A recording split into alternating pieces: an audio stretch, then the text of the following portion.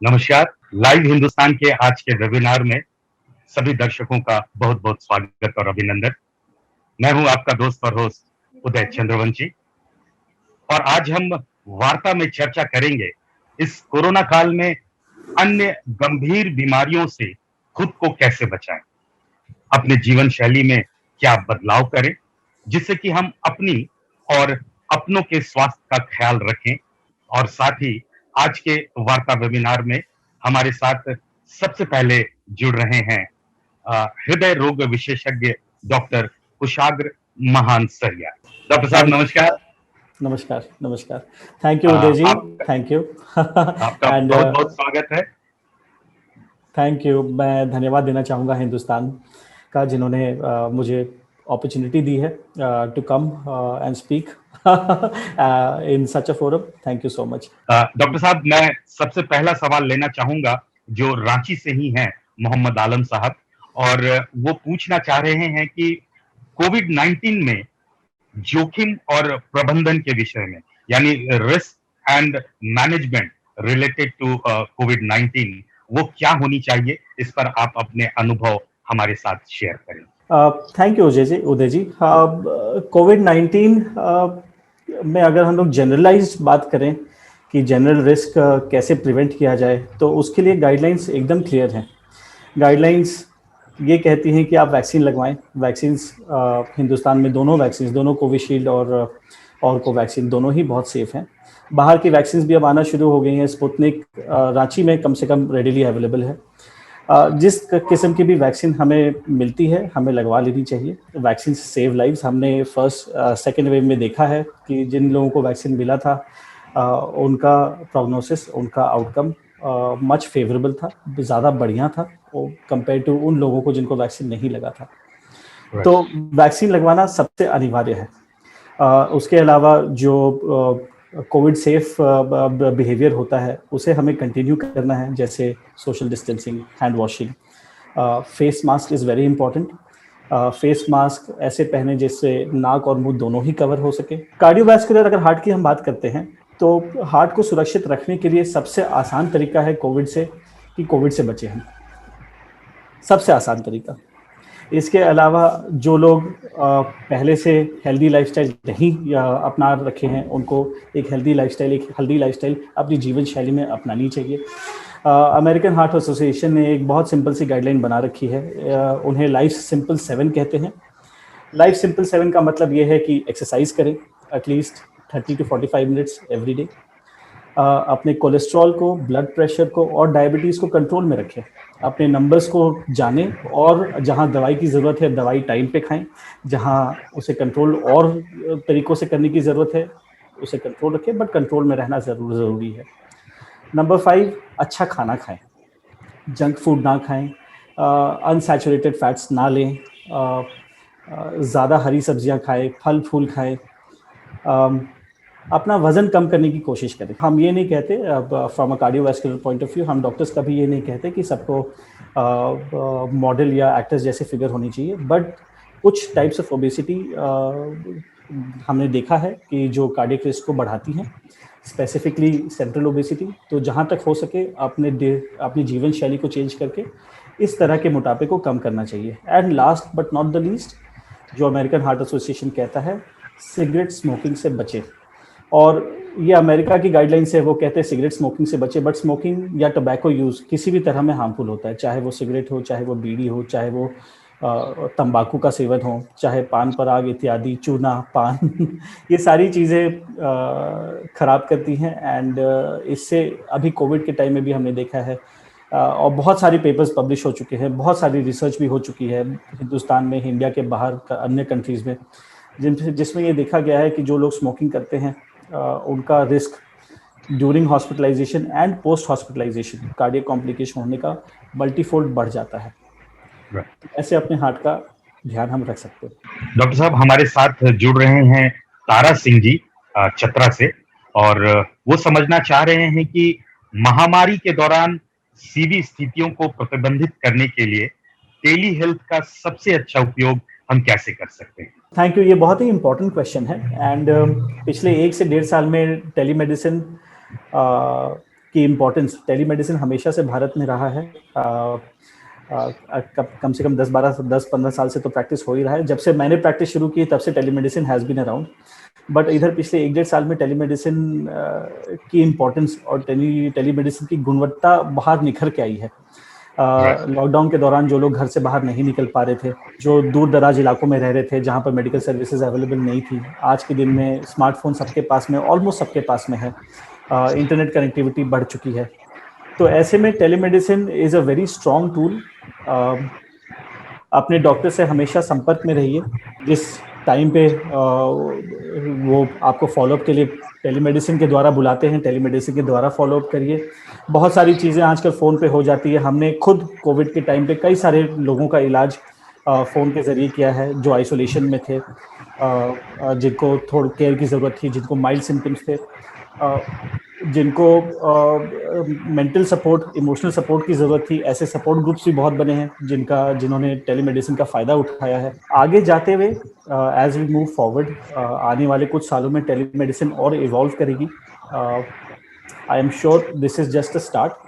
अभी टेलीमेडिसिन हम लोग कंसल्टेशन एंड काउंसलिंग के लिए यूज़ कर रहे हैं, बट इन फ्यूचर जैसे विदेशों में टेलीमेडिसिन यूज़ होता है for treatment, active treatment, I think we are moving towards that, and that is a very good thing. मैं लेना चाहूंगा गढ़वा से राकेश साहू जी का ये प्रश्न, जो जानना चाह रहे हैं कि कोविड-19 में कार्डियोमायोपैथी और हार्ट फेलियर की स्थिति अगर आ जाए तो हम उससे कैसे निपट सकते हैं? Thank you.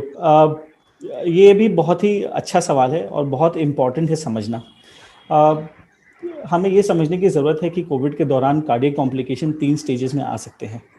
नंबर 1 ये होता है कि ये प्रेजेंटिंग सिम्टम होता है, पेशेंट को ना निमोनिया होता है, ना सांस लेने में दिक्कत होती है, पेशेंट प्रेजेंट करता है हार्ट अटैक से। और ऐसे कई सारे इंस्टेंसेस हमने देखे हैं जब पेशेंट आया है हमारे पास, हार्ट अटैक चल रहा है उसे, एंड उसका जब कोविड का जांच कराया है तो वो पॉजिटिव निकल के आया है।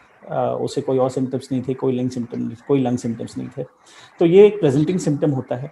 सेकेंड कैटेगरी में वो लोग आते हैं जो कोविड से एडमिट तो होते हैं अस्पताल में, लेकिन एडमिट होने के बाद फिर ट्रीटमेंट के दौरान उनमें कार्डियक कॉम्प्लिकेशंस निकल के आती हैं। तरह तरह की कार्डियक कॉम्प्लिकेशंस हो सकती हैं। बट ये जो 2 सब ग्रुप्स हैं जिनको जो प्रेजेंटिंग सिम्टम लेके आते हैं और जिनको हॉस्पिटल एडमिशन के दौरान ही कार्डियक कॉम्प्लिकेशंस होता है, इनका डायग्नोसिस और इनका मैनेजमेंट रिलेटिवली आसान है, क्योंकि अस्पताल में एडमिट होते हैं, डॉक्टर की निगरानी में होते हैं।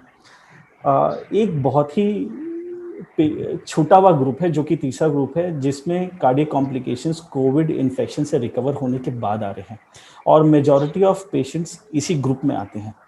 कि भाई 2 महीने पहले हमें कोविड हुआ था और अब हमें चलने फिरने में, सांस लेने में दिक्कत हो रही है, या चलते फिरते हैं तो थोड़ा सा छाती में भारीपन लगता है, थोड़ा सा भी काम करते हैं तो छाती में भारीपन लगता है। एक यंग पेशेंट आए थे मेरे पास अभी 2 दिन पहले, उनको कोविड हुआ था 2 महीने पहले, माइनर से सिम्टम्स थे, and I am using this anecdote of ये पेशेंट बिकॉज ये समझना ज़रूरी है कि ये जो बीमारी है ये रंग रूप भेदभाव या उम्र देख के नहीं आती है। सो यंग पेशेंट था, 2 महीने पहले कोविड हुआ था, उसे माइनर से सिम्टम्स थे, 4 दिन बुखार था, फिर रिकवर हो चुका था, कोई ऑक्सीजन की ज़रूरत नहीं, कोई हॉस्पिटलाइजेशन नहीं। अभी वो आया क्योंकि अपने बच्चे को वो गोद में लेके 4 कदम नहीं चल पा रहा था। तो जब हमने उसका इवैल्यूएशन कराया, इवैल्यूएशन में हमें ये निकल के आया कि उसे मायोकार्डाइटिस था, which can only be explained through Covid. Of course testing की कुछ लिमिटेशंस छोटे शहरों में होती है, बट देन 2+2 करके हमें हिस्ट्री वगैरह लेके patient was diagnosed as Covid myocarditis, और अभी ट्रीटमेंट उसका चल रहा है, ही इज स्टेबल। तो ये हमें समझने की ज़रूरत है कि ये जो थर्ड कैटेगरी ऑफ पेशेंट्स हैं ये बहुत ही संगीन ग्रुप है। इसमें कई बारी सिम्टम्स जो हैं नज़रअंदाज हो जाते हैं, क्योंकि देखिए सांस लेने में दिक्कत तो कोविड के टाइम भी होती है ना, वो फेफड़े की बीमारी है, वो कोविड के टाइम भी होती है, तो इसमें और हार्ट में दिक्कत अंतर करना थोड़ा सा मुश्किल हो जाता है। तो इसमें 2-3 चीज़ों का ध्यान रखना बहुत बहुत ज़रूरी है। हमें कार्डियक कॉम्प्लिकेशंस जैसे कि मायोकार्डाइटिस या कार्डियोमायोपैथी उन पेशेंट्स में सस्पेक्ट करना चाहिए जो कि हाई रिस्क होते हैं। हाई रिस्क का मतलब जिनकी उम्र 45 साल से ज़्यादा हो, पुरुष हों, जिनको moderate to severe Covid pneumonia हो रखा हो, हॉस्पिटलाइजेशन लंबा हो रखा हो, या जिनको पहले से कोई और बीमारी हो, कोमॉर्बिडिटी जिन्हें हम कहते हैं, वो हाई हो, जैसे कि शुगर, ब्लड प्रेशर, पहले से किडनी डिजीज़ हो या कोई क्रॉनिक कंडीशन हो जैसे कि कैंसर, या पहले से कोई हार्ट की कंडीशन हो, तो ऐसे लोगों में कॉम्प्लिकेशंस होना ज़्यादा पाया गया है। And cardiac complications up to 6 months post Covid हो सकते हैं। आप कोविड से रिकवर हो गए हैं, उसके बाद भी अप टू 6 मंथ्स आपका कार्डियक कॉम्प्लिकेशन रिस्क थोड़ा सा हाई रहता है ऐसे सबसेट ऑफ पेशेंट्स में। बहुत सुंदर। वैसे तो हम मानते हैं कि जिंदगी की किसी भी उम्र में दिल का रोग लगना बड़ा ही सुखद एहसास होता है, मगर कोरोना के इस महामारी में दिल का रोग सचमुच घातक भी हो सकता है। ये आपको सुनने के बाद हमें समझ में आया। एक बार पुनः मैं डॉक्टर कुशाग्र महानसरिया का लाइव हिंदुस्तान की तरफ से बहुत बहुत धन्यवाद देना चाहूंगा। आपने हमारे दर्शकों के सवालों का समाधान दिया। आपका एक बार पुनः बहुत बहुत धन्यवाद। Thank you so much. It is my pleasure and an honor to be here. Thank you, Uday ji. Thank you, Hindustan. Live Hindustan के वेबिनार चर्चा में आप सभी दर्शकों का अभिनंदन। अब हमारे साथ जुड़ रहे हैं डॉक्टर जितेंद्र कुमार आर्या। मैं बताना चाहूंगा कि डॉक्टर जितेंद्र कुमार आर्या, जिन्हें 2014 तक कोल इंडिया के हेड ऑफ द डिपार्टमेंट के रूप में सेवा करने का मौका मिला, 2016 से ये श्रीनिवास हॉस्पिटल में एज अ सीएमओ अपनी सेवा दे रहे हैं। मेडिकल की पढ़ाई इन्होंने रिम्स और पीएमसीएच पटना से पूरी की और आज एक वरिष्ठ चिकित्सक के रूप में हमारे बीच हैं, जिनके पुत्र भी physician as a physician doctor A P Chaitanya काफी चर्चित शख्सियत और डॉक्टरों में आते हैं। डॉक्टर साहब, डॉक्टर जितेंद्र कुमार आर्या जी, आपका बहुत बहुत स्वागत और अभिनंदन लाइव हिंदुस्तान के चर्चा वेबिनार में। ऐसे ही एक हमारी दर्शक हैं जूही टुडू रांची से। उन्हें लगता है कि मैं बीमार हूं, लेकिन केवल ये एलर्जी भी हो सकता है या कोल्ड हो सकता है। ऐसे में खुद की और दूसरों की सुरक्षा को सुनिश्चित करने के लिए हमें क्या करना चाहिए, ये जानना चाह रही हैं जूही जी। मैडम, अगर आपको बुखार या सर्दी, खांसी या थकान महसूस हो, ऐसा लगे आपको कि हाँ हम अस्वस्थ हैं, तो सबसे पहले अपने आप को और लोगों से आइसोलेट कर लें। अपने आप को आइसोलेट कर लें, मास्क और सैनिटाइजर का प्रयोग करते रहें। अगर आपके घर में अलग कमरा है तो उसमें आइसोलेट कर लें अपने आप को। उसकी बाहर वाली खिड़की जो है, जो बाहर खुलती है, उसको खोल दें। घर का दरवाजा बंद रखें और अपने आप को खास करके बुजुर्गों और बच्चों से दूर रखें। गर्म पानी, तरल पदार्थ, नॉर्मल खाना सब लेते रहें। इसी बीच में कोविड-19 का टेस्ट करवा लें और चिकित्सीय सलाह ले लें। बिल्कुल सही। घबराने की जरूरत नहीं जी। बिल्कुल घबराना नहीं है और डॉक्टरों की सलाह से ही इस पर विजय पाना है। आपके इसी जवाब से मिलता जुलता एक और सवाल है पूरन सिंह, जो हजारीबाग से हैं, और वो भी यही समझना चाह रहे हैं कि कोविड-19 को फ्लू जैसी अन्य आम बीमारियों से हम अलग कैसे पहचान सकते हैं। फ्लू भी कॉमन वायरल डिजीज है सर, कॉमन वायरल डिजीज है। उसमें भी सर्दी, खांसी, बुखार आता है और जो मिलता जुलता लक्षण है। लेकिन आमतौर पर फ्लू में सर्दी और छींक ज्यादा आती है। कोरोना में सर्दी छींक ज्यादा नहीं आएगी, नाक आप नहीं बहेगा, छींक बहुत ज्यादा नहीं आएगी। फ्लू में तेज बुखार नहीं रहता, हल्का बुखार रहेगा, गले में हल्का दर्द रहेगा, लेकिन खूब खांसी नहीं होगी। गला में खराश महसूस कीजिएगा, खांसी बहुत तेज नहीं होगी। और फ्लू 2 से 3 दिन में समाप्त हो ही जाना है, बहुत या बहुत काफी कम हो जाएगा। फिर भी स्पष्ट रूप से दोनों में अंतर नहीं कर सकते हैं। कुछ ओवरलैप होता है, उसका लक्षण उसमें, उसका लक्षण उसमें, कुछ ओवरलैप होता है, लेकिन आमतौर पर फ्लू 3 दिन में समाप्त हो जाएगा। और कोरोना में बुखार कंटिन्यू रहेगा, आगे बढ़ते जाएगा, आपका तकलीफ और जो है वो बढ़ते जाएगा। फ्लू में लक्षण शुरू से घटते चला जाएगा, लेकिन कोरोना में जो लक्षण है वो आगे बढ़ते चला जाएगा। बिल्कुल सही। जैसे कि डॉक्टर साहब आपने पहले भी कहा कि कोविड-19 ये एक नई तरह की अलग बीमारी है, जिसका कहीं कोई वर्णन नहीं है, जिक्र नहीं है। अनुभव के आधार पर आज मेडिकल साइंस और दुनिया भी इसके इलाजों के लिए आगे आ रही है। तो अगला सवाल हम ले रहे हैं रामगढ़ से अनु जी का। वो जानना चाह रही हैं कि कोविड 19 के बारे में सबसे आम मिथक या गलत धारणाएं क्या है लोगों में? कोविड 19 के बारे में बहुत से समाज में उनसे सुन करके कुछ गलत धारणाएं लोग बना लेते हैं। सब जगह सटीक मेडिकल जानकारी पहुंचाई नहीं जा सकती है, तो कॉमन धारणा तो है, काफी लोग गलतफहमी से पाल लेते हैं। सबसे बड़ी गलत धारणा यह है कि मुझे कोविड 19 नहीं हो सकता। कुछ पूछिए आपको कोरोना ना हमको कोरोना कुछ नहीं है, एकदम ठीक है ना। तो ये रहता है कि लोग भीतर से कहते हैं कि नहीं हमको तो नहीं हो सकता है, अब किसको हो जाएगा कोई ठीक नहीं है। सबसे बड़ी गलत धारणा यही है। सब लोग लापरवाह रहते हैं, सतर्कता बरतना जरूरी है। आपको संक्रमण नहीं हो ये तो बहुत अच्छी बात है, लेकिन सावधान रहें और स्वच्छता के लिए मास्क, शारीरिक दूरी और वैक्सीन यथासंभव हो लेते जाइए। देर हो सकती है, वैक्सीन 1000 डोज आया तो उसमें 1000 को पड़ेगा तो आपका अगले में लीजिए, लेकिन वैक्सीन का लेने के लिए आप एकदम तैयार रहिए कि हाँ वैक्सीन जब भी होगा ले लेंगे। इसमें डॉक्टर साहब वैक्सीन से भी जुड़ी गलत धारणाएं जो अक्सर हम लोग टीवी समाचार में देखते हैं, लाइव हिंदुस्तान ने भी ये कवरेज और जन जागरण चलाया है। आम जनता खासकर सुदूर गांव के लोग भी जो हैं वो वैक्सीन लेने से डरते हैं कि वो मर जाएंगे या कोई अलग परेशानी होगी। इसमें हम लोग का सर सामाजिक कार्यकर्ता, धर्मगुरु, बच्चे, स्कूल शिक्षक, पत्रकार लोग कहीं जिसको जहां मिले जो हैं जा करके कम से कम 10 आदमी को भी समझा दें। इस तरह से होते होते जब 10 आदमी इंजेक्शन ले लेंगे उनमें कुछ नहीं होगा या कुछ ठीक रहेगा, कोई गड़बड़ नहीं होगा, उनका देखा देखी और लोग भी तैयार हो जाएंगे। ये एक अभियान चलाना है सर इसको।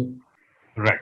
हम लोग ओपीडी में आते हैं पेशेंट लोग, सर वैक्सीन लेना है, बीमारी है ना, जाइए ना, आप हार्ट डिजीज आपको है, रेस्पिरेटरी डिजीज है, उस सब अलग छोड़ दीजिए, वैक्सीन अलग चीज है, उससे कोई संबंध नहीं है। आपको वैक्सीन और लेना चाहिए बीमारी है तो।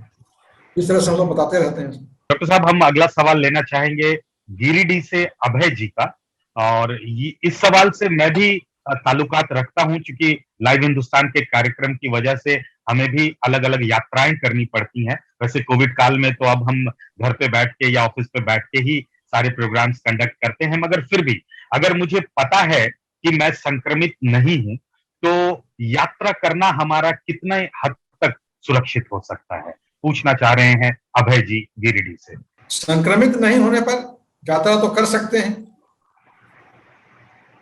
अच्छी बात है, लेकिन आप संक्रमित नहीं हो जाएं इसकी सावधानी पूर्ण रूप से बरतें। नहीं है तो अच्छी बात है, तो यात्रा तो कर सकते, यात्रा करने में कोई दिक्कत नहीं है, लेकिन अब आपको संक्रमण बाहर से नहीं लेना है। तो आप अगर आपको संक्रमण नहीं है, यात्रा कर रहे हैं, तो आपकी जिम्मेवारी और बढ़ जाती है। इसलिए आप सावधान नहीं हो, वही फेस मास्क, सैनिटाइजर, दूरी करते हुए, आप प्रिकॉशन लेते हुए आप यात्रा करें, कोई दिक्कत नहीं है। बिल्कुल सही। डॉक्टर साहब आपसे आखिरी सवाल हम लेना चाहेंगे जो सोनम कुमारी जी का है हजारीबाग से, और ये जानना चाह रही हैं कि अगर मुझे लगता है कि कोविड 19 से मैं इन्फेक्टेड हो सकती हूँ तो मेरा पहला कदम क्या होना चाहिए? कोविड संक्रमण अगर आपको बहुत ज्यादा सस्पिशियस हो जाए कि नहीं हमको लगता है इन्फेक्शन हो चुका है, या किसी के कांटेक्ट में आए हैं, बुखार वगैरह आ रहा है, अस्वस्थ लग रहा है, या टेस्ट चला गया, कोई भी लक्षण ऐसा दिखाई पड़े जो 2 दिन 3 दिन से ज्यादा हो जाए, एक दिन में घबराइए नहीं, 2 दिन में नहीं, लेकिन लग रहा है कि अब अच्छा नहीं लग रहा है, 2-3 दिन हो गया, तो सबसे पहले अपने आप को घर के अंदर आइसोलेट कर। सबसे पहला आइसोलेशन, अपने को बच्चों से और बड़ों से और अन्य फैमिली मेंबर से आइसोलेट करना। अलग कमरा हो, अटैच्ड बाथ हो, उसी में अपना बिछावन वगैरह कर लें, बाहर की खिड़की खोल दें, घर का जो दरवाजा घर तरफ जो खुलता है उसको बंद रखें, नाश्ता पानी के टाइम में जो खाना आता है उसमें नॉक कर देंगे लोग, बाहर टेबल पर रखा रहेगा, आप फिर खोल करके अंदर ले लें, बाहर की खिड़की खोल के रखें, अपना सफाई का ध्यान रखें और रेस्ट लें। ये पहला प्रिकॉशन हुआ। सेकेंड, मेडिसिन क्या लेना है? सबसे अच्छा मेडिसिन है सर पैरासीटामोल। बुखार तो आएगा ही, पैरासीटामोल। अगर तेज बुखार है तो कोल्ड स्पॉन्जिंग, पानी का थोड़ा स्पॉन्जिंग कर लीजिए। Vitamin C, vitamin D, zinc tablet, anti allergic और एजिथ्रोमाइसिन एंटीबायोटिक, इतना लेना है। ये लेने से आराम तो मिल जाएगा, बीमारी का कोर्स और कोई लक्षण अंदर नहीं पड़ेगा। जो आपको 4 दिन या 1 सप्ताह का जो ड्यूरेशन है वो कम करके 5 दिन नहीं होगा, 4 दिन नहीं होगा। ये हो गया मेडिसिन के बारे में। थर्ड, भोजन के लिए प्रोटीन डाइट लीजिए। Protein diet, fruits, fresh fruits, protein diet, liquid diet, ठंडा नहीं, नॉर्मल टेम्परेचर पर या सुसुम भी ले सकते हैं। और लो फैट डाइट और एडिक्वेट वाटर, कम से कम 2 से 3 लीटर पानी हमेशा पीते रहिए। ये हो गया भोजन के बारे में। उसके बाद अपने आप को बस आप अंदर से मजबूत रखना पड़ेगा। अपना माइंड सेट लगना है 97% तो ठीक हो रहे हैं लोग, है ना, क्या घबराना है, ज्यादा कुछ घबराने की जरूरत नहीं है। रिलैक्स रहिए, म्यूजिक सुनिए, अगर कुछ धार्मिक किताब पढ़ते हो, भजन वगैरह या प्रार्थना करें, ठीक हो जाए। और 95% सुपर रिकवर हो रहे हैं, 97% रिकवर हो रहे हैं, ठीक हो जाएंगे। चिंता मत करें, है ना, और बिल्कुल मन से बिल्कुल स्वस्थ रहें। और सर वो लाइव हिंदुस्तान पर भी अपना समय व्यतीत कर सकते हैं अगर वो कोरोना से संक्रमित है तो। और ऊपर न्यूज पढ़ते रहें जी। और मॉनिटर क्या करना, आगे हमारा केस खराब नहीं तो मॉनिटरिंग जरूरी है। मॉनिटरिंग में अपना टेम्परेचर, अगर पल्स ऑक्सीमीटर घर में है तो उसे पल्स रेट और ऑक्सीजन लेवल ये देखते रहें और टेम्परेचर ये मॉनिटर करते रहें। अगर ऑक्सीजन 93% तक आ गया, बुखार खांसी अगर अब बढ़ रहा है, 2-3 दिन हो गया आराम नहीं मिल रहा है, ऑक्सीजन लेवल जो है ब्लड का वो अगर 93% के आसपास आ गया है, तब हॉस्पिटलाइजेशन आप मन बना लें, है ना। कहीं अपना परिवार के सदस्य हॉस्पिटल का पहले पता कर लेंगे बेड का, उसके बाद आप भर्ती हो जाएं, रिकवरी होगी, एकदम रिकवरी होगी। और कॉम्प्लिकेशन बहुत कम, 1 से 2% ही में कॉम्प्लिकेशन होता है, 3% में। उसमें भी 1% को वेंटिलेशन का जरूरत पड़ता है। नॉर्मली रिकवरी बहुत अच्छी है।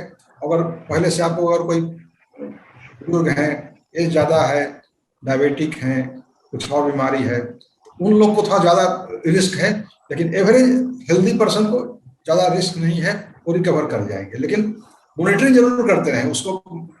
आप तबीयत खराब ज़्यादा हो रही है वो चीज़ देखते रहें। वाह, बहुत बहुत धन्यवाद डॉक्टर जितेंद्र कुमार आर्या जी।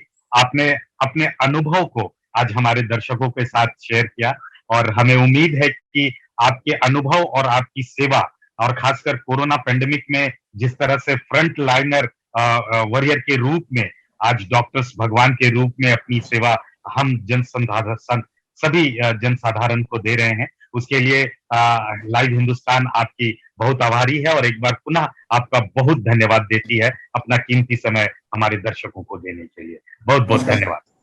देश विदेश में हड्डी रोग से संबंधित आपने जो इलाज, आपने जो प्रतिष्ठा कमाई है और आज लाइव हिंदुस्तान में हम आपको पाकर बहुत ही लाभान्वित हो रहे हैं। फिलहाल आप रांची के हेल्थ पॉइंट अस्पताल बरियातू में पूर्णकालिक सेवा देने के लिए उपलब्ध हैं। डॉक्टर साहब, हजारीबाग से हमारे एक दर्शक हैं राम कुमार जी, जिनका बड़ा ही कॉमन क्वेश्चन है कि युवाओं में और खासकर बुजुर्गों में ऑस्टियो यानी जिसे हम गठिया के नाम से भी जानते हैं, घुटने की दर्द और घुटने के जोड़ की दर्द की जो ये समस्या बहुत ही कॉमन होती है, इसके विषय में वो विस्तार से आपसे सुनना चाहते हैं।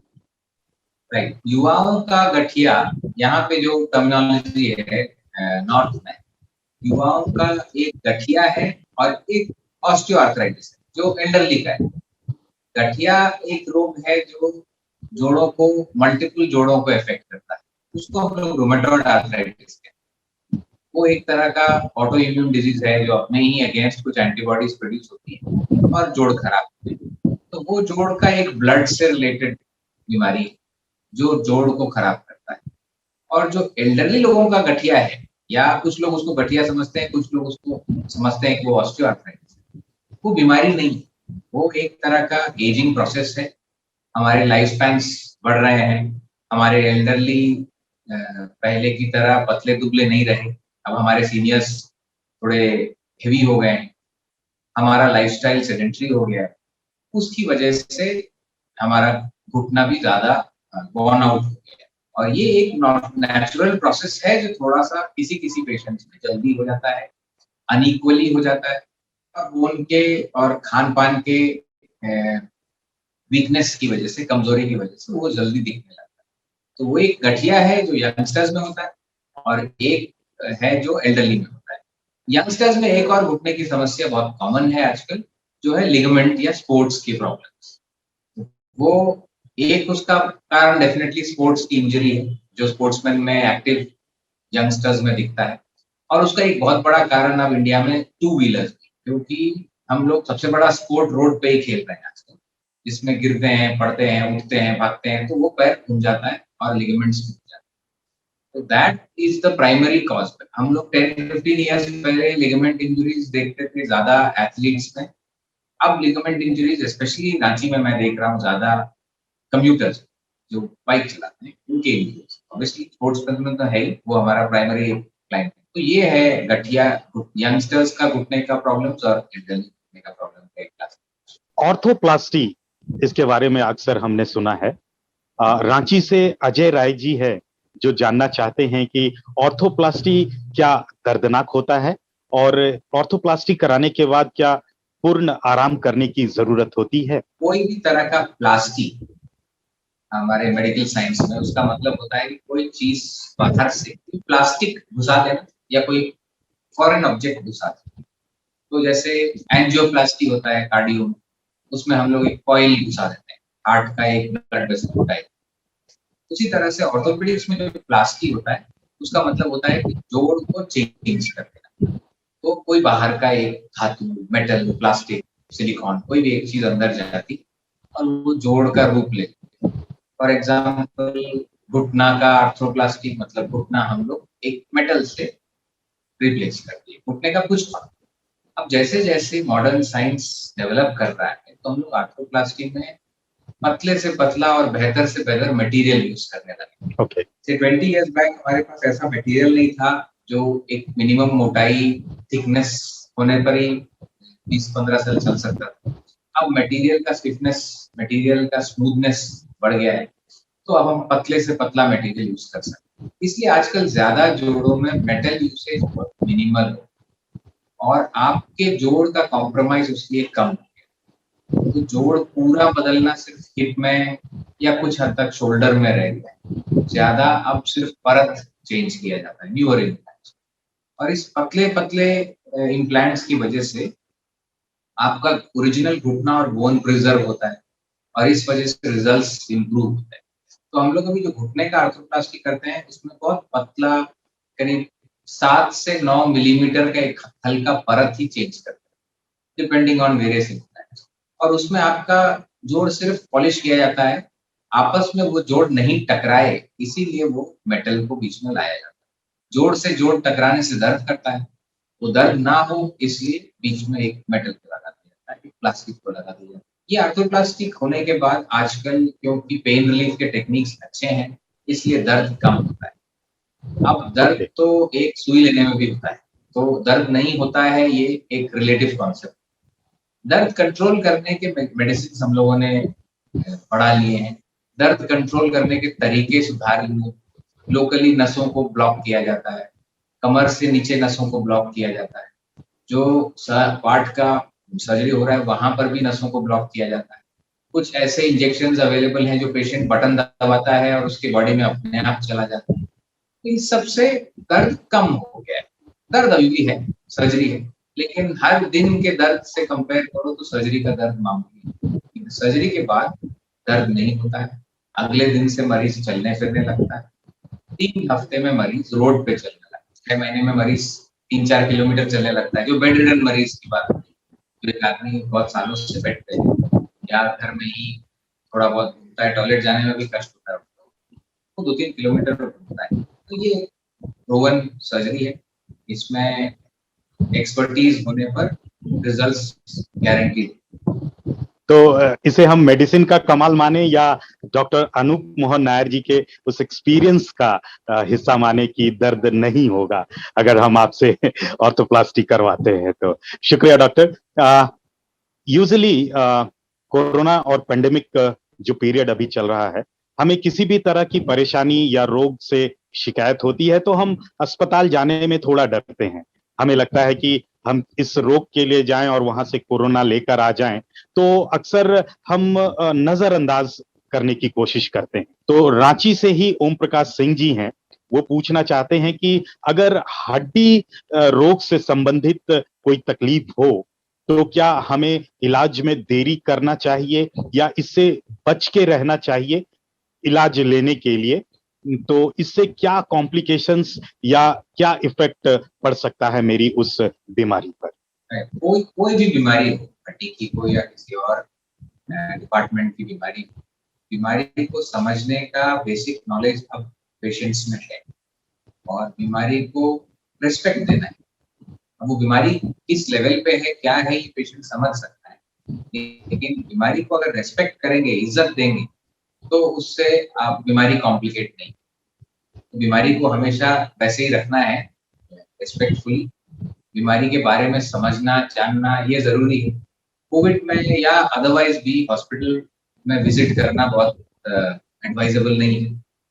डॉक्टर साहब, हमें पता है कि आज का शेड्यूल आपका काफी व्यस्त है और बहुत सारे हड्डी रोग से ग्रसित जो रोगी हैं वो आपका इंतजार भी कर रहे हैं, ओपीडी भी है, ओटी भी सेशन आपका है। बट मैं आखिरी सवाल लेना चाहूंगा जो खूंटी से प्रदीप कुमार जी का है कि अगर घुटने की रिप्लेसमेंट सर्जरी हम कराते हैं या इस तरह की जो क्रिटिकल जो सर्जरी होती है, तो क्या हड्डी रोग से संबंधित और भी ऐसी कोई समस्या है जो घुटने की रिप्लेसमेंट सर्जरी से भी ज्यादा क्रिटिकल है और ज्यादा रिपोर्ट होती हो? हड्डी रोग का हम लोग सबसे बड़ी इमरजेंसी तो फ्रैक्चर्स या ट्रॉमा को मानते हैं। कोई भी मेजर ट्रॉमा हो, कोई चोट हो, उसका इलाज तुरंत होना चाहिए।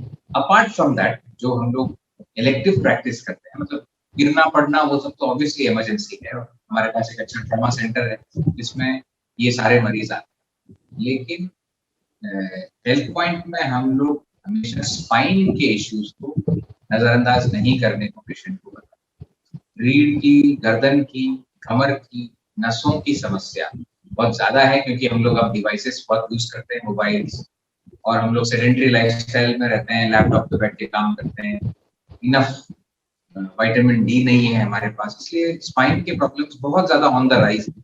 स्पाइन के प्रॉब्लम्स में डिले से नुकसान होता है क्योंकि वो नसें कमजोर हो जाती हैं और साथ में उसके साथ पैर की ताकत, हाथ की ताकत कम हो सकती है। इसलिए आई थिंक प्रत्यारोपण या घुटना रिप्लेसमेंट या कोई भी जॉइंट की सर्जरी वेट कर सकती है, लेकिन स्पाइन संबंधी कोई भी प्रॉब्लम्स हो तो आप तुरंत अपने ट्रस्टेड स्पाइन डॉक्टर्स दिखाएं, वेट नहीं है।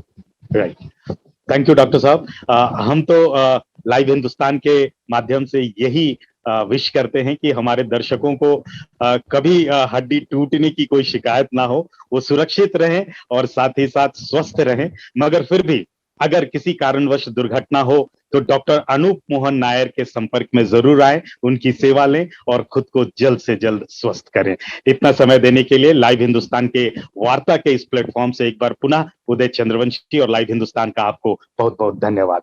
लाइव हिंदुस्तान के इस लगातार वेबिनार वार्ता के प्लेटफॉर्म से एक बार फिर हम आपसे जुड़ रहे हैं एक कुछ ऐसी समस्याओं को लेकर जो कोरोना से हटकर निरंतर हमारे दैनिक जीवन में जिनसे हमें दो चार होना पड़ता है, और बहुत ही ये संजीदा विषय है जहां पर बेहद संजीदगी से एक ऐसी चिकित्सक से हम आपसे रूबरू करवाएंगे जिन्हें आईबीएफ कंसल्टेंट होने का गौरव है, जिन्हें इस क्षेत्र में 8 वर्षों से भी अधिक का अनुभव है और जिनकी देखरेख में आईवीएफ के माध्यम से 1000 से भी अधिक शिशुओं ने जन्म लिया, जो स्वस्थ हैं, सुरक्षित हैं और झारखंड और बिहार राज्य में कम लागत में गुणवत्ता युक्त आईवीएफ सुविधाएं उपलब्ध कराना ही इनका उद्देश्य है। मैं बहुत ही आदर सहित स्वागत करना चाहूंगा डॉक्टर रूपाश्री पुरुषोत्तम का। Thank you so much. It's really my privilege to be part of this wonderful program. Thank you so much for inviting me and sharing my view on this. बहुत बहुत स्वागत डॉक्टर साहिबा। कोरोना के इस महामारी काल में कुछ ऐसी जीवन के पहलू होते हैं जहां हम बहुत ही संजीदा रहते हैं और साथ ही साथ इमोशंस भरा वो पल रहता है। ऐसे ही इमोशंस के पार्ट को हमने उठाया है, जहां रांची से हमारी दर्शक रानी सिंह जी आपसे समझना चाहती हैं कि चूंकि ये बेहद कठिन समय है, ऐसे समय में एक माँ के तौर पर अपने शारीरिक और मानसिक स्वास्थ्य को महिलाएं कैसे स्वस्थ रख सकती हैं और उनका ख्याल कर सकती हैं। Thank you so much. ये क्वेश्चन रियली बहुत ही ज्यादा महिलाएं मुझसे भी पूछती हैं, क्योंकि सब जानती हैं already we have faced first wave और सेकेंड वेव को भी हम लोग फेस कर चुके हैं। तो नॉर्मली जो नेशनल गाइडलाइन के हिसाब से सारे प्रिकॉशंस को फॉलो करते हुए हम लोगों को अपने इम्यूनिटी बूस्टिंग पे बहुत फोकस करना है, और इसके लिए आपको अपने फिजिकल हेल्थ और मेंटल हेल्थ का भी उतना ही इम्पोर्टेंस है। इसके लिए मैं महिलाओं को बस सिंपल कुछ चीजों को फॉलो करने की सलाह दूंगी। पहला चीज है एडिक्वेट स्लीप। जो हमारे कोरोना ने हमारे लाइफस्टाइल को बहुत चेंज कर दिया, हम लोग अपने घर में रिस्ट्रिक्टेड हो गए, तो जिसकी वजह से हमारा जो रेगुलर जो लाइफस्टाइल था, किस समय पे सोना है, किस समय पे उठना है, इन सब चीजों को मैंने देखा कि कोरोना टाइम में बहुत ही ये डिस्टर्ब्ड हुआ है। तो प्लीज मैं ये आप लोगों को ये सलाह दूंगी कि आप एडिक्वेट स्लीप ले, because it rejuvenates your body, वो आपकी बॉडी को रिजुविनेट करता है। Second thing is right kind of food. अगर आप अगर आप सही खाना खाते हैं, सही आप डाइट ले रहे हैं, तो वो भी आपकी इम्यूनिटी बूस्टिंग को हेल्प करता है। हमने देखा कि कोरोना में विटामिन सी, जिंक और कई सारे विटामिन डी, सनलाइट का कितना इंपॉर्टेंस है। ऐसी बहुत सारी चीजों को हम लोगों ने देखा कि कोरोना प्रिवेंशन में काम, इनफैक्ट ये सारी इन्फेक्शन को प्रिवेंट करने में हेल्प करती है। तो सही तरह का खाना खाएं। तीसरा इंपॉर्टेंट चीज है कि एक्सरसाइज, मॉडरेट एक्सरसाइज जरूर करें, क्योंकि ये बॉडी के प्रॉपर फंक्शनिंग में हेल्प करता है। Fourth most important thing, stay positive. Life के लिए थोड़े पॉजिटिव रहें, स्टे कनेक्टेड विद पीपल। आप लोनली ना फील करें, क्योंकि ये आपको एक इमोशनल सपोर्ट देता है। और stay away from all the negative news. और आप ऐसा जरूर कुछ आप फॉलो करें अपने लाइफ में, अगर आपको म्यूजिक पसंद है तो आप उसको सुन सकते हैं। जो भी कुछ ऐसे आपकी इंटरेस्ट की चीजें हैं उसको आप जरूर करें, क्योंकि ये भी आपके मेंटल हेल्थ के लिए बहुत इंपॉर्टेंट है। And the fifth thing is कि आप जो है इसमें आप अपने स्ट्रेस पे ध्यान दें। आप किसी भी तरीके का योगा कर सकते हैं, मेडिटेशन कर सकते हैं, तो स्ट्रेस पे उसमें काफी हद तक ये रिलीव करता है। शुक्रिया डॉक्टर। हमारे साथ हाता जमशेदपुर से मीना जी हैं, और जिनका ये सवाल है कि अगर मैं प्रेग्नेंट हूँ, गर्भवती हूँ, और मेरा बच्चा अगर अभी जन्म नहीं लिया है, तो कोविड-19 के संक्रमण में क्या मेरा ये बच्चा जो पेट में है वो अफेक्टेड हो सकता है, प्रभावित हो सकता है? ये सबसे बहुत ही मोस्ट कॉमन क्वेश्चन है जो गर्भवती महिलाओं द्वारा पूछा जाता है अगर वो कोविड से संक्रमित होती हैं। तो एक चीज बहुत इंपॉर्टेंट है, prevention is better than cure. आप गर्भवती महिलाओं को हम लोग ये सलाह देते हैं कि आप जो कोविड के नॉर्म्स को है उसको बहुत रिलीजियसली फॉलो कीजिए। ऐसे नॉर्मली भी हम लोग जो अपने गर्भवती महिलाओं को सलाह देते हैं कि इन्फेक्शन से बचिए, इसी तरीके से आपको कोविड इन्फेक्शन से बचना है। बट अगर आप कोविड से ग्रसित हो गई हैं तो इन चीजों पे आपको ध्यान रखना है कि किस तरह का, अगर एसिम्प्टोमेटिक है तो नॉर्मली ये देखा गया है कि बहुत मेजर प्रॉब्लम नहीं क्रिएट करती है, एक्सेप्ट थोड़ा प्रीक्लैम्शिया जो कि एक तरह का ब्लड प्रेशर से रिलेटेड बीमारी है, उसका इंसिडेंस थोड़ा ज्यादा देखा गया है। बट हाँ, अगर ये इन्फेक्शन रेट जो है वो सीवियर है, जिसमें महिलाओं को फीवर आ रहा है, कुछ रेस्पिरेटरी प्रॉब्लम्स आ रहे हैं, उन कंडीशंस में ये जरूर देखा गया है कि थोड़ा इन्फेक्शन रेट ज्यादा है, जैसे प्री टर्म की संभावना ज्यादा है, बच्चों में थोड़ा लो बर्थ वेट हो सकता है, तो ये सब चीजें हो सकती हैं। अदरवाइज कोविड का कोई वर्टिकल ट्रांसमिशन नहीं देखा गया है। मतलब मेरे कहने का ये मतलब है कि अगर कोई माँ इससे ग्रसित है तो ये संक्रमण बच्चों तक नहीं जाता है, इसका कोई वर्टिकल ट्रांसमिशन नहीं है। राइट। हमारा अगला सवाल भी इससे ही मिलता जुलता है। शायद इसका जवाब भी आपने अपने पिछले सवाल के जवाब में दे दिया है, मगर फिर भी अवंतिका सिन्हा जी धनबाद से ये जानना चाह रही थी कि मैं गर्भवती हूँ, क्या कोविड-19 संक्रमण मेरी गर्भावस्था के परिणाम को प्रभावित करेगा? हाँ, जैसे आपने कहा कि इसका जवाब मैं भी काफी हद तक दे चुकी हूँ, बट हम लोगों के पास अभी 2 वेव का जो कह सकते हैं एक्सपीरियंस है। फर्स्ट वेव में अगर देखा जाए तो जो अफेक्शन रेट था दैट वाज आल्सो लो, जो कि 14% था, और हमारी जो फेटालिटी या मोर्टेलिटी रेट की हम लोग बात करें तो वो भी बहुत ही मिनिमल था, 0.7%। लेकिन सेकेंड वेव में यही बढ़ के जस्ट डबल हो गया, अफेक्शन रेट भी 28% हो गया, और जो fatality rate was also high, 5.7%। तो हम लोगों को इसमें ये रखना है, ध्यान ये रखना है कि अगर आप कोविड संक्रमित हैं तो किस लेवल का इन्फेक्शन है, अपने डॉक्टर के कंसल्टेशन में रहिए। क्या आपको हो सकता है कि घर पे ही मैनेज किया जा सके, या कहाँ पे हॉस्पिटल में एडमिट करके किस वीक की आपकी प्रेगनेंसी चल रही है, उस हिसाब से वो आपको उसके लिए सलाह दे सकते हैं। तो डेफिनेटली अगर कोविड संक्रमण हो चुका है तो कुछ हद तक मैं बोलूं कि ये इसमें बच्चों को खतरा जरूर है, तो आपको सावधान रहने की जरूरत है। जैसा कि ये अभी कोविड का दौर चल रहा है और हर एक शख्स इससे सशंकित है, भयभीत है और बचने की कोशिश में रहता है। हमारी एक बहन जो देवघर से हैं, रश्मि दत्ता जी, वो जानना चाह रही हैं कि क्या माहवारी के दौरान या प्रेगनेंसी के दौरान या लैक्टेशन के दौरान हम वैक्सीनेशन लेना हमारे लिए सेफ रहेगा? जैसा कि हम लोग सब जानते हैं कि 21 जून को गवर्नमेंट ने इसको हरी झंडी दिखा दी है कि आप वैक्सीनेशन जो है it should be given to each and every women. और ऐसी जो कई भ्रांतियां हैं लोगों के मन में कि माहवारी के समय इन्फेक्शन रेट ज्यादा होता है, महिलाएं ज्यादा वल्नरेबल होती है इन्फेक्शन के लिए, तो इस समय इंजेक्शंस नहीं लेना है, वैक्सीनेशन नहीं लेना है, तो ऐसी कोई बात नहीं है।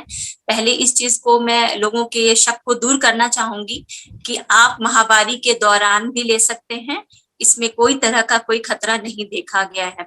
Now coming to the pregnancy, अगर हम लोग प्रेगनेंसी की बात करें, गवर्नमेंट ने ये गाइडलाइन दे दिया है कि during pregnancy it's also safe. हाँ, हमारी कंट्री में देखा जाए तो इस पे थोड़ा कम काम हुआ है, बट यूएस और यूके में जितने भी 35,000 विमेन पे ये ऑलरेडी जो वैक्सीनेटेड है और उनके एक्सपीरियंस से हम कह सकते हैं कि इट्स क्वाइट सेफ। आप अपने इंजेक्शंस को प्रेगनेंसी के दौरान भी ले सकते हैं।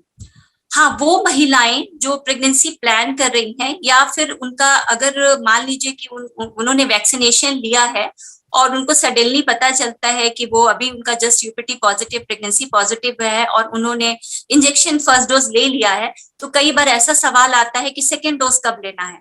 तो यस, हम लोग यहाँ पे ये कह सकते हैं, वैसे भी गाइडलाइन ये है कि आपको 12 वीक्स बाद लेना है, तो इट्स सेफर कि अगर वो सेकेंड ट्राइमेस्टर में उस इंजेक्शंस को, अगर वो सेकेंड डोज को शेड्यूल कर सके। और कमिंग टू द लैक्टेशन, चाहे वो महिला 10 दिन के बच्चे को दूध पिला रही हो या फिर वो 1 साल तक या 6 महीने के बच्चे को दूध पिला रही हो, during lactation period also vaccination is safe. तो मैं सारी महिलाओं से ये आग्रह करूंगी कि प्लीज आप लोग अपने वैक्सीनेशन को कंप्लीट करें, क्योंकि एक चीज ये बहुत इंपॉर्टेंट है और ये हमने देखा है अपने एक्सपीरियंस, जो कोविड का जो हम लोग जो 2 साल का एक्सपीरियंस है, जो स्टडीज आए हैं, उनसे हम लोगों ने देखा है कि जो लोग प्रॉपरली वैक्सीनेटेड है विद 2 डोजेस, उनमें इन्फेक्शन रेट कम है, उनका ट्रांसमिशन रेट कम है। तो इन सब जो हम लोग बोलते हैं कि जो बेनिफिट है, इट इज आउटवेइंग द रिस्क, तो वैक्सीनेशन इज वेरी इंपॉर्टेंट।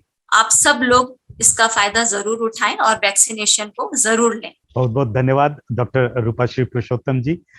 हमें पूरा विश्वास है कि लाइव हिंदुस्तान के इस प्लेटफॉर्म पर, जहां वार्ता वेबिनार में आपके द्वारा बताए गए सुझावों, उपायों और जितने भी आपने गाइडेंस अपने अनुभव से दिया है, तो हमारी जितनी भी माताएं और बहनें जो लाइव हिंदुस्तान की दर्शक हैं, वो जरूर कोविड के इस संक्रमण दौर में भी एक सुरक्षित और स्वस्थ माँ के रूप में आएंगी और एक नए भारत के निर्माण में वो सहायक बनेंगी। एक बार पुनः आपके मातृत्व और आपके इस डॉक्टरी अनुभव को लाइव हिंदुस्तान का बहुत बहुत प्रणाम, बहुत बहुत धन्यवाद।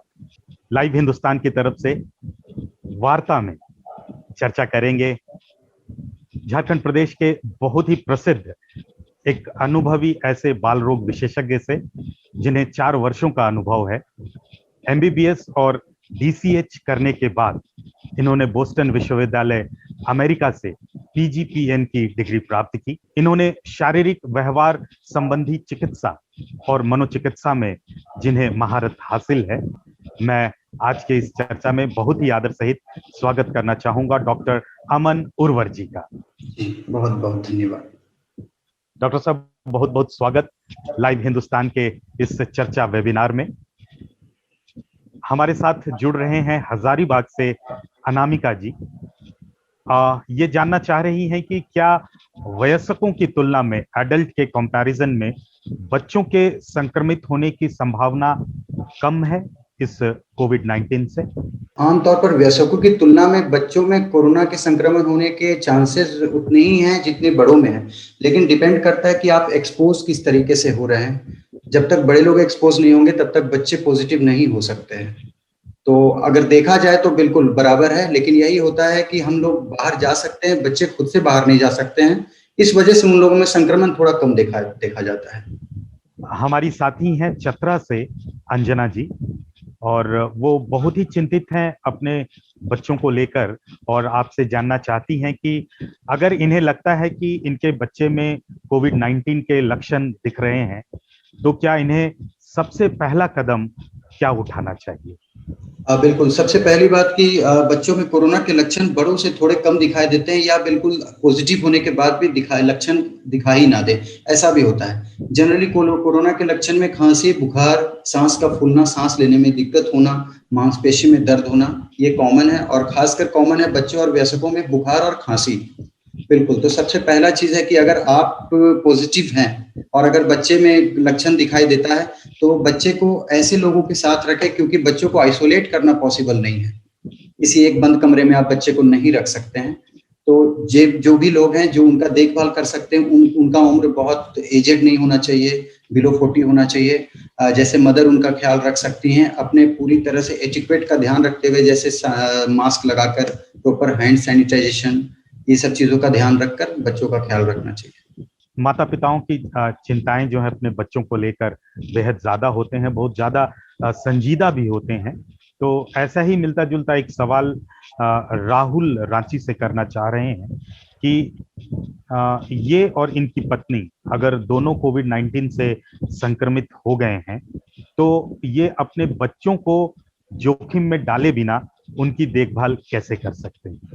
बिल्कुल, सबसे पहली बात तो यह है कि अभी मैंने जस्ट रिपीट किया कि अगर आप बोथ पेरेंट्स आर पॉजिटिव, अगर दोनों पॉजिटिव है और अगर घर में कोई ऑप्शन है जो कि बच्चे का देखभाल कोई और कर सकता है, तो ये बेहतर होगा कि वो बच्चे का देखभाल करें और आप दोनों खुद को आइसोलेट कर लें। और ये बेहतर होगा कि बच्चे को देखभाल जो करेंगे उनकी उम्र ज्यादा नहीं होनी चाहिए, नहीं तो उनको कॉम्प्लिकेशन होने की ज्यादा चांस रहती है। जैसे आपके साथ में रह रहे हैं, अगर वो बड़े लोग भी अगर पॉजिटिव हो गए और फिर बच्चे को हो गया तो ये दिक्कत होगी। तो आप लोग खुद को आइसोलेट करें, और अगर कोई ऑप्शन नहीं है आपके पास तो बिल्कुल प्रॉपर सैनिटाइजेशन का ध्यान रखें, हैंड हाइजीन का ध्यान रखें, मास्क का ध्यान रखें, सब कुछ पूरी तरह से पहनकर बच्चे का आप ध्यान रख सकते हैं। If other options are not available.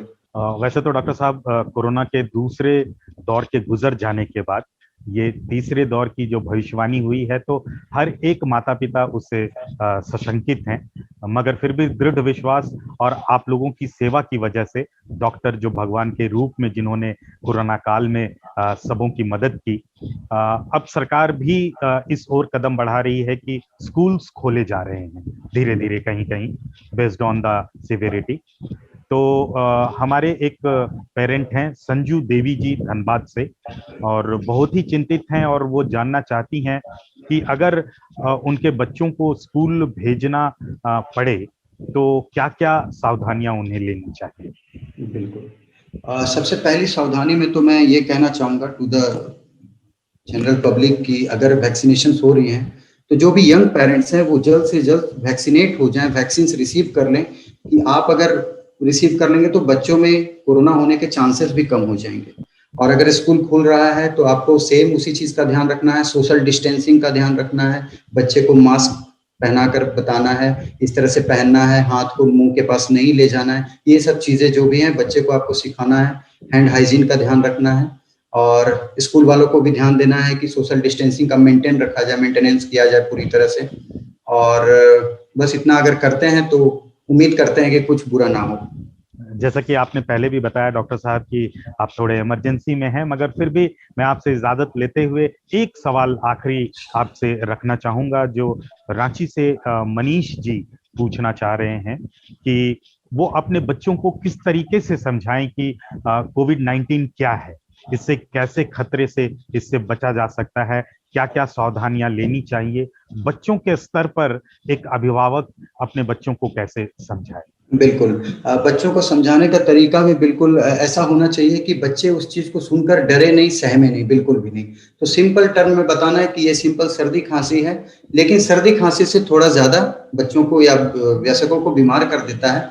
तो इस चीज का ध्यान रखना है कि बताते समय बच्चे पैनिक ना हो किसी तरह से भी, और उनको बताना है कि आपको बचना है, लोगों से भीड़ भाड़ में जाने से बचना है, अपने आप को लोगों से दूर रखकर हाथ बार बार धोते रहना है, मास्क पहन के रहना है, अपने हाथ को मुंह के पास, नाक के पास नहीं लगाना है। और बच्चों को इस तरह से समझा सकते हैं कि बस सर्दी खांसी है लेकिन हमें बचना जरूरी है। बहुत बहुत धन्यवाद डॉक्टर अमन उर्वत जी। और हमें पूरा विश्वास है, लाइव हिंदुस्तान को विश्वास है कि अगर आप जैसे बाल विशेषज्ञ, चाइल्ड स्पेशलिस्ट हों और अगर अभिभावक थोड़े जागरूक रहें तो हमारे बच्चे जो हमारे देश के भविष्य हैं वो इस कोरोना पैंडेमिक में भी बिल्कुल सुरक्षित रहेंगे।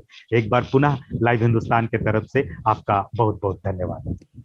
लाइव हिंदुस्तान के प्लेटफॉर्म पर वार्ता वेबिनार चर्चा में हम फिर से स्वागत करना चाहेंगे अपने सभी दर्शकों का, और मिलवाना चाहेंगे एक ऐसे चिकित्सक से जो न सिर्फ आपके स्वास्थ्य की सुरक्षा करते हैं बल्कि आपके चेहरे की खूबसूरती को भी बरकरार रखने में सहायक होते हैं।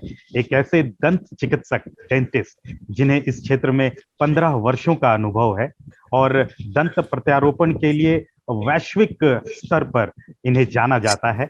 पिछले 15 वर्षों में इन्होंने हजारों मरीजों की मुस्कुराहट को बरकरार रखी है, उन्हें लौटाया है सफलतापूर्वक, और जिन्होंने सर राजीव गांधी विश्वविद्यालय से अपने बीडीएस की डिग्री पूरी की और कई ऐसे वर्कशॉप में अपने अनुभव को बांटा।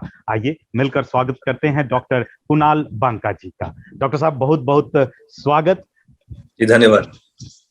बिल्कुल, और आपको देखकर मेरी हंसी जो है और बढ़ रही है, और मुझे भी लगता है कि कुछ टिप्स मेरे दांतों के लिए आप जरूर देंगे।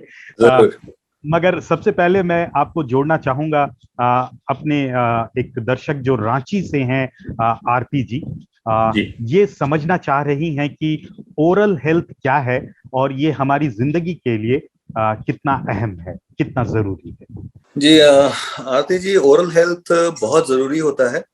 अगर हम ओरल हेल्थ पे ध्यान दें तो शरीर की बाकी बीमारियों से बचा जा सकता है। ओरल हेल्थ को अगर हम लोग इग्नोर करेंगे या फिर ओरल हेल्थ पे ध्यान नहीं देंगे, मुंह का स्वास्थ्य खराब होता जाएगा और हमारे शरीर के बाकी अंग भी खराब होंगे, जैसे हमारा पाचन तंत्र, हमारा डाइजेस्टिव सिस्टम, एक्सक्रीटरी सिस्टम, सभी जगह पे बीमारियां आने लगती हैं और हम बीमार होने लगते हैं। तो अगर हम लोग मुंह को स्वस्थ रखें तो बहुत सारी बीमारियों से बचा जा सकता है। जैसा कि ये कोरोना पैंडेमिक का दौर है और हर कोई कोरोना संकट से ग्रसित भी है, डरा हुआ है, भयभीत है। हमारे एक साथी रांची से राजेश जी हैं जो जानना चाह रहे हैं कि ओरल हेल्थ और पुरानी बीमारी, क्या इस पर कोविड-19 का प्रभाव पड़ता है? कोविड-19 ओरल हेल्थ और पुरानी बीमारी के लिए बहुत ही घातक होता है। अभी बहुत सारे मरीजों में देखने को मिल रहा है कि इनको कोविड हुआ और कोविड के बाद दांत की बीमारियां अचानक से बढ़ गई, या फिर दांत की पुरानी बीमारी में बहुत ज्यादा दर्द हो गया, किसी पुराने इलाज में, दांत के पुराने इलाज में जैसे आरसीटी किया गया हो या कुछ भी इलाज किया गया हो, उसमें सूजन, मवाद, ये सब चीजें बहुत ज्यादा बढ़ गई। तो कोविड के बाद हमें बहुत सतर्क रहना होगा अपने ओरल हेल्थ के लिए, क्योंकि अगर दांत में दर्द है, सांस लेने में दिक्कत हो रही है या फिर आंख से पानी गिर रहा है, तो ये सब कोविड के बाद के कॉम्प्लिकेशन जैसे कि म्यूकोरमाइकोसिस जैसी बीमारियों को इंडिकेट कर सकता है। हमारा अगला सवाल रांची से ही अविनाश जी का है और बिल्कुल पिछले सवाल से मिलता जुलता ही है, और ये जानना चाहते हैं आपसे कि कोरोना काल में ओरल हेल्थ का विशेष ध्यान हम कैसे रख सकते हैं और ये कितना जरूरी है। कोरोना काल में सबसे ज्यादा जरूरी है ओरल हेल्थ के लिए कि हम डरे ना। अभी क्या देखने को मिल रहा है कि लोग डेंटिस्ट के पास जाने से डर रहे हैं कि हमें वहां जाके कोविड हो जाएगा। एक्चुअल में ऐसा नहीं है। ग्लोबली डेंटिस्ट के पास से कोरोना फैलने की घटनाएं बहुत कम हुई है और इंडिया में भी डेंटिस्ट के ऑफिस से कोविड फैलने की घटना ऑलमोस्ट ना के बराबर है। कोविड काल में हमें सबसे पहला चीज दांतों को बहुत साफ रखना होगा। हर 6 महीने पे बहुत जरूरी है कि दांत में हम लोग सफाई कराएं। ये मुंह के अंदर अगर बैक्टीरिया रहेंगे या फिर कोई बीमारी रहेगी तो वो फैलेगी, और अगर इस बीच आपको कोविड हो जा रहा है, मुंह के अंदर बीमारी है, पायरिया है, आपको कोविड हो जा रहा है, तो फिर मुंह के अंदर फंगल इन्फेक्शन होने का चांसेस बहुत ज्यादा बढ़ जाता है। इसके अलावा अगर हमारे मुंह में गंदगी है या कहीं पर पस है और आपको कोविड हो गया तो वो तुरंत से बढ़ जाता है, फिर उसका इम्प्लीकेशन पूरे सिस्टम पे देखने को मिलता है और उसको फिर कंट्रोल करना भी बहुत मुश्किल हो जाता है। तो बेहतर होगा कि कोविड काल में हम लोग दांतों को ज्यादा ध्यान दें, डेंटिस्ट के पास जाने से ना डरें, जो सफाई या जो भी प्रिवेंटिव ट्रीटमेंट रिक्वायर्ड है तो जरूर से कराएं, क्योंकि एक प्रिवेंटिव ट्रीटमेंट या एक सफाई से बहुत बड़ी बड़ी बीमारियों से बचा जा सकता है। राइट। बहुत जल्दी से सर मैं एक आखिरी छोटा सा सवाल लेना चाहूंगा। तृप्ति धनबाद से हमारे साथ जुड़ रही हैं और आपसे जानना चाह रही हैं कि कोविड-19 में रिस्क और मैनेजमेंट, इसमें हम कैसे बैलेंस करें, जोखिम और प्रबंधन के बीच हम कैसे सामंजस्य बैठाएं। देखिए, रिस्क तो है ही, कोविड आने के बाद तो हर जगह रिस्क है, और जब कोविड हो जा रहा है तो फिर रिस्क और उसका मैनेजमेंट दोनों बहुत इंपॉर्टेंट है। रिस्क को हम लोग एलिमिनेट कर सकते हैं प्रॉपर कोविड गाइडलाइंस को ध्यान में रख करके। अगर कोविड है, हमेशा मास्क लगा के रखें। जो आपको हेल्प कर रहे हैं या नर्सिंग कर रहे हैं उनको भी हमेशा मास्क लगा के रखना होगा। उसके अलावा आपके आसपास नर्सिंग वाले लोगों के अलावा और कोई ना जाए। और मैनेजमेंट में हम लोग जो भी केयर है, मेडिसिन है या जो कुछ भी है, वो पूरी ईमानदारी से डॉक्टर की सलाह से ही लें। अपने से कोविड हो गया डर के हम डॉक्टर के पास नहीं जा रहे हैं या डॉक्टर को बता नहीं रहे हैं, वो सारी चीजें ना करें। कोविड प्रोटोकॉल फॉलो करें, सैनिटाइज करें हाथों को, मास्क पहने और डॉक्टर से जरूर कंसल्ट करें। अगर जरा भी कुछ लग रहा है तो तुरंत से डॉक्टर से मिलें। धन्यवाद डॉक्टर साहब। लाइव हिंदुस्तान का ये मानना है कि कभी खत्म ना होने पाए चेहरे की ये मुस्कुराहट, क्योंकि बेहद मुश्किल से आती है ये कुदरती आहट। तो चेहरे पे जो मुस्कुराहट के रूप में ये कुदरती आहट आती है, इसे पिछले 15 वर्षों से संभालने का जो आप अनुभव शेयर कर रहे हैं हम सबों के साथ, उसके लिए लाइव हिंदुस्तान आपका बहुत बहुत आभारी है। बहुत बहुत धन्यवाद। Thank you. हमारे अगले अतिथि चिकित्सक MBBS MD doctor Narendra Malhotra ji, जो बहरहाल सात्विक IVF में कंसल्टेंट के रूप में अपनी सेवा धनबाद में दे रहे हैं। अनुभव इनके साथ जुड़ा हुआ है। यान डोनाल्ड स्कूल ऑफ USG में प्रोफेसर के रूप में अपनी सेवा दी। डब्रोवनिक इंटरनेशनल यूनिवर्सिटी में इन्होंने प्रोफेसर के रूप में अपना अनुभव बांटा। फिगो गाइड्स कमिटी के सदस्य रह चुके हैं 2014 से 17 तक। NGO स्मृति के अध्यक्ष हैं और IVF यूनिटी के सलाहकार मौलाना आजाद मेडिकल कॉलेज के भी हैं। काफी बड़ा अनुभव है, तकरीबन 41 पुस्तकों का संपादन इन्होंने किया है और कोरोना युद्ध पुरस्कार एक वॉरियर के रूप में अलग अलग जगह पर इन्होंने पाया है।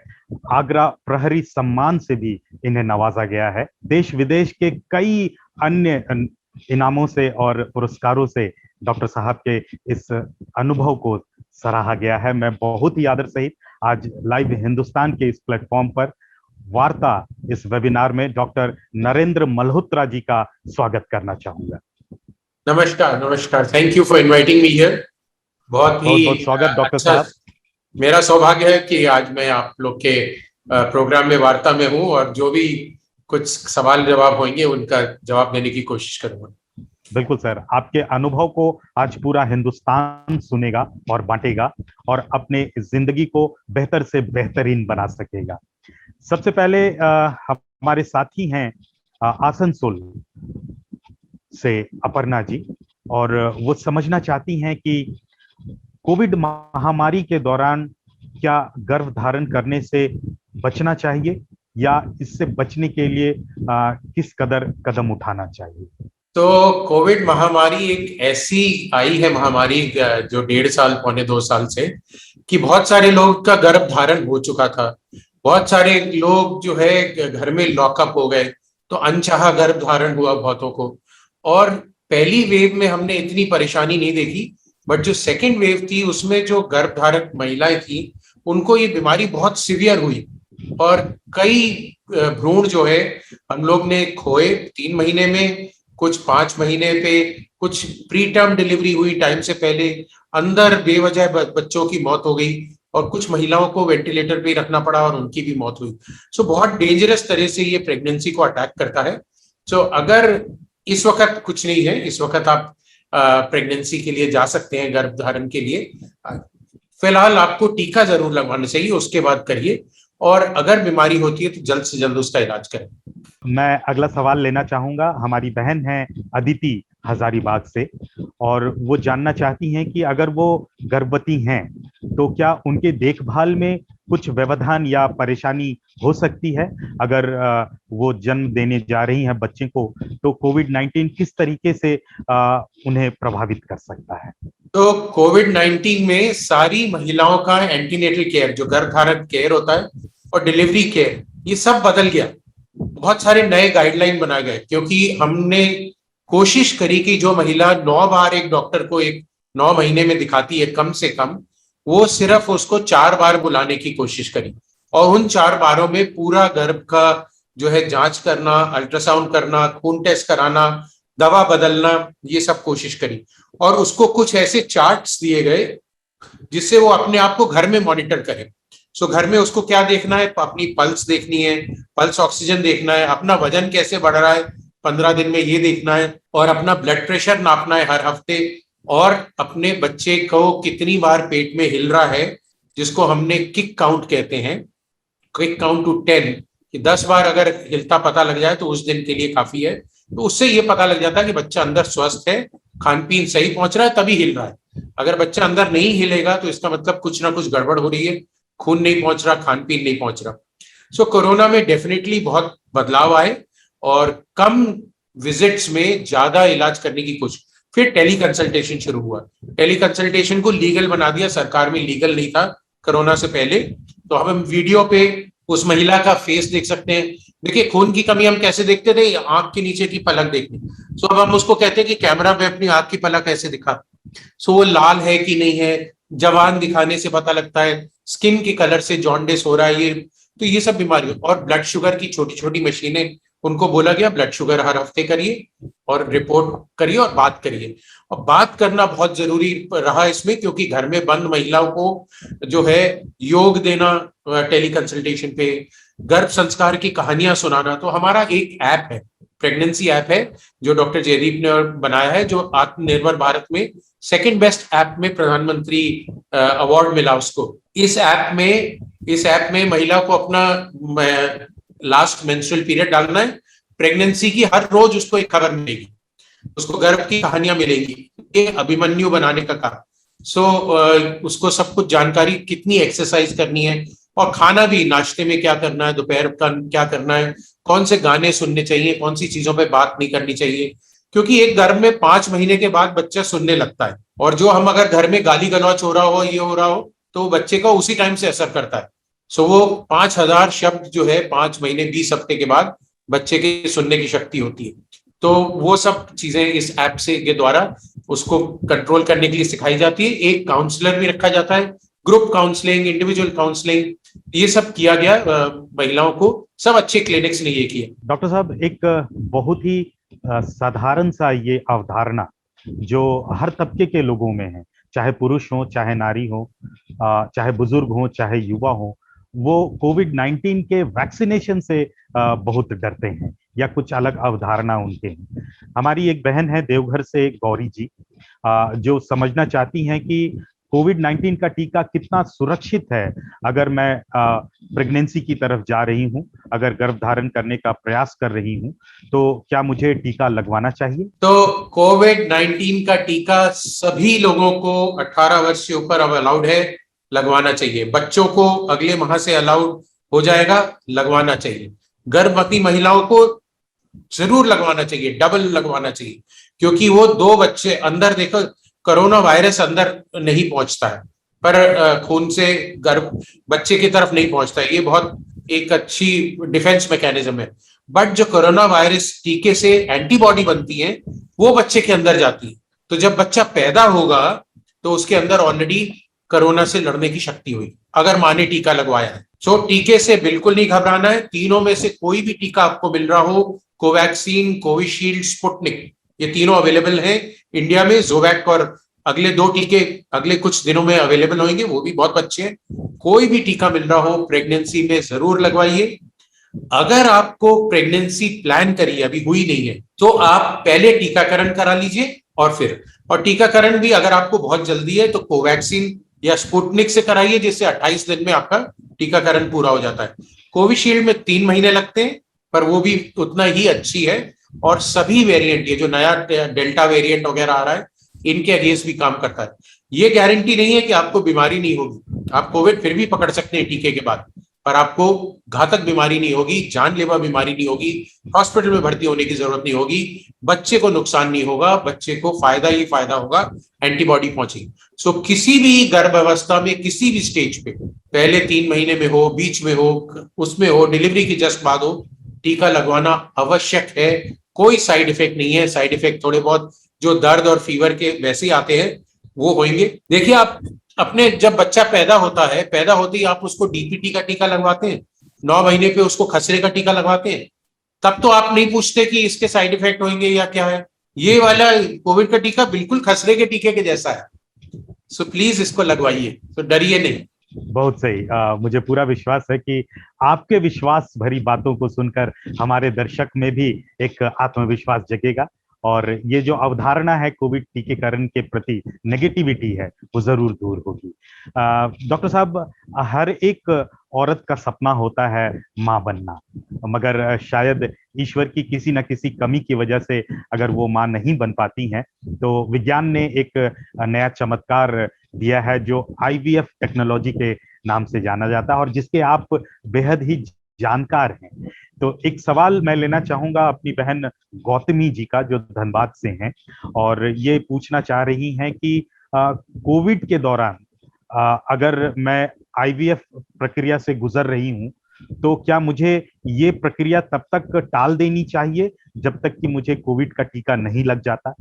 तो जब कोविड आया मार्च 2020 में और लॉकडाउन डिक्लेयर हुआ पूरी दुनिया में, तब जल्दी जल्दी सब विशेषज्ञ और वैज्ञानिक जुड़े और उन्होंने इस बात पे एक शोध किया और ये गाइडलाइन दी हमें अप्रैल 2020 में कि जब तक कोविड है आप IVF प्रक्रिया सभी सेंटर्स को बंद कर दिया जाए। सो पूरे दुनिया में टेस्ट ट्यूब बेबी होना या IVF होना बंद हो गया था अप्रैल 2020 में, और 6 महीने तक ये काम बिल्कुल बंद रहा। जहां की इमरजेंसी थी उन्हीं में करा जा रहा था, या जिनके भ्रूण पहले से रखे हुए थे, फ्रोजन भ्रूण थे, उनको डालने का काम वो किया गया।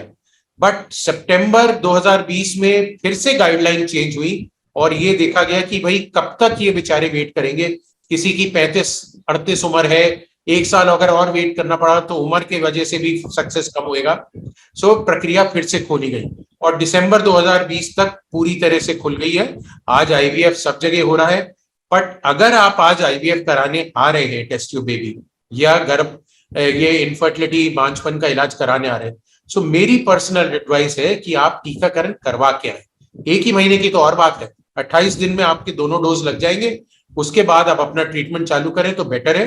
क्योंकि ट्रीटमेंट के दौरान, ट्रीटमेंट महंगा है, इंजेक्शन ज्यादा लगते हैं, ट्रीटमेंट के दौरान आपका 4-5 बार कोविड टेस्ट होता है, और अगर उस स्टेज पे टेस्ट हो जब आपके इंजेक्शन लग चुके हो, खर्चा हो चुका और तब कैंसिल करना पड़े, तो सबको दुख होता है, डॉक्टर को भी और आपको भी, और आर्थिक नुकसान होता है। सो टीकाकरण करवा के 28 दिन में दोनों डोज लगवाइए और उसके बाद अपना इलाज करिए।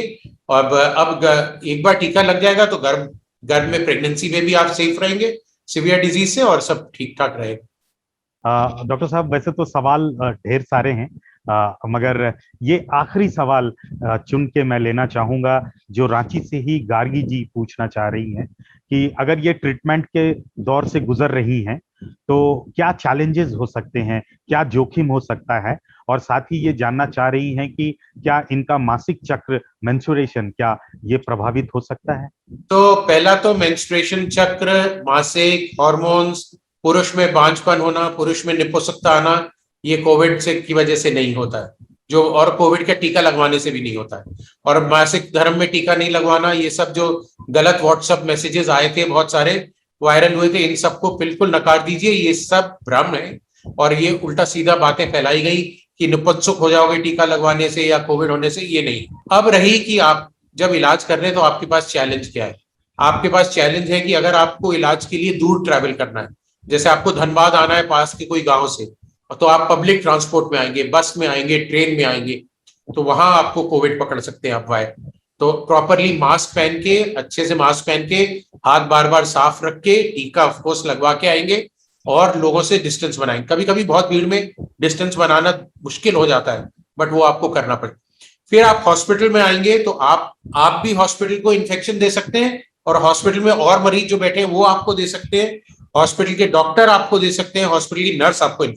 सो ये सबसे प्रिकॉशन लेना बहुत जरूरी होगा, और इसीलिए आपको हॉस्पिटल में एंटीजन टेस्ट कराते हैं जब आपका इलाज शुरू होता है, और बीच बीच में हर तीसरे चौथे दिन टेस्ट कराते रहते हैं कि कहीं कोई पॉजिटिव तो नहीं है। ऐसे ही डॉक्टर्स और नर्सेज भी हर 4 या 5 दिन पे कोविड टेस्ट उनका होता रहता है, क्योंकि हम लोग ज्यादा एक्सपोज्ड है।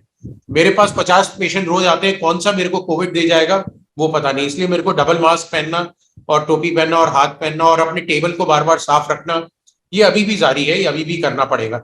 सो ये चैलेंजेस हैं आपके पास, और चैलेंज है कि बीच में इलाज आपका रुक सकता है अगर आप पॉजिटिव हो गए, तो जितना खर्चा इलाज पे हो जाता है वो किसी स्टेज पे भी रुक सकता है, तो वो भी एक बहुत डर है और वो है।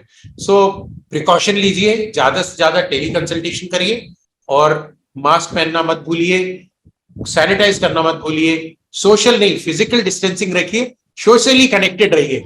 तो सोशल डिस्टेंसिंग वर्ड को हमें चेंज करना पड़ेगा, फिजिकल डिस्टेंसिंग करेंगे इसको। सोशली तो आप हेलो हाय सबसे नमस्ते करिए, और टीका जरूर लगवाइए। टीका लगवाना अत्यंत जरूरी है। 1/3 जनता को हमारे भारत में लग चुका है, 1/3 जनता के पास ऑलरेडी एंटीबॉडी है, बच्चों को नहीं लगा है, गर्भवती महिलाओं को अब लगना शुरू हुआ है। तो अगर हम बच्चों को और गर्भवती महिलाओं को अगले दिसंबर तक लगवा लेंगे तो हम कोविड से विक्ट्री जीत पा पाएंगे। सो प्लीज ये सब ध्यान रखिए। बहुत बहुत धन्यवाद डॉक्टर साहब।